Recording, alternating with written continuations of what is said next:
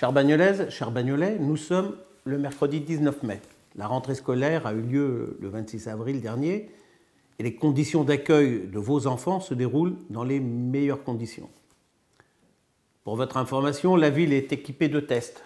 Les protocoles sont appliqués et lorsqu'il y a un ou des cas positifs parmi les élèves, nous suivons les consignes du protocole sanitaire fourni par l'Éducation nationale. Ainsi, ce matin, 2 classes élémentaires de l'école Célestin-Freinet sont fermées conformément aux directives de l'Éducation nationale. Alors oui, je remercie sincèrement et je souligne le travail des enseignants ainsi que des personnels de mairie pour les tâches qu'ils sont les leurs. Par ailleurs, et cela fait partie des bonnes nouvelles, profitons-en, nous avons travaillé activement à un plan terrasse au vu de la réouverture prochaine des terrasses, des cafés et des restaurants. L'idée est de simplifier au maximum la vie des cafetiers, tout en leur assurant, et c'est normal, un maximum de rentabilité. Alors oui, comme depuis le début, Bagnoles apporte son soutien financier et c'est pourquoi, jusqu'au 31 août, ces entreprises seront exonérées de droits de place pour leurs terrasses.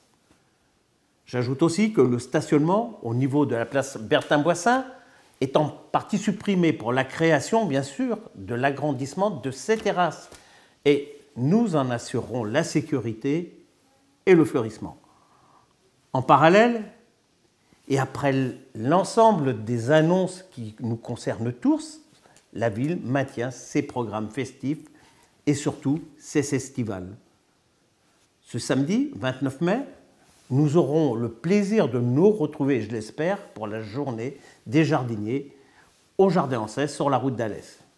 Et vous pourrez participer à la 3e édition de la Grande Braderie la première semaine du mois de juin. Toutes ces activités, nous avons voulu les maintenir. À cette occasion, vide-grenier et animation seront organisés. Enfin, et je le tenais à le souligner, c'est très important, nous avons à la Salle des Eyrieux l'un des centres de vaccination les plus efficaces du département.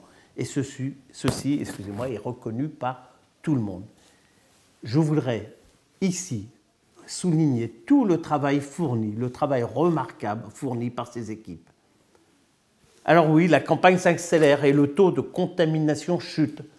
Ce sont bien sûr de très bonnes nouvelles, tandis que les courbes se croisent et ce phénomène est plus qu'encourageant. Dans ce cadre, nous attendons les nouvelles consignes de la préfète du département concernant le port du masque en plein air. J'ai bon espoir qu'il ne soit plus obligatoire dès cet été. Je reviens vers vous très vite pour vous annoncer, et je l'espère, encore de meilleures nouvelles. En attendant, prenez soin de vous et à très vite.